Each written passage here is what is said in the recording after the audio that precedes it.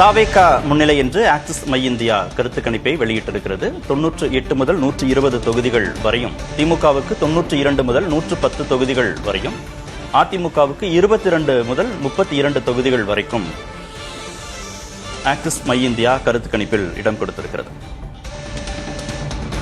தாவேகா முன்னிலை என்று முதன்முறையாக ஒரு நிறுவனம் கருத்து கணிப்பை வெளியிட்டிருக்கிறது.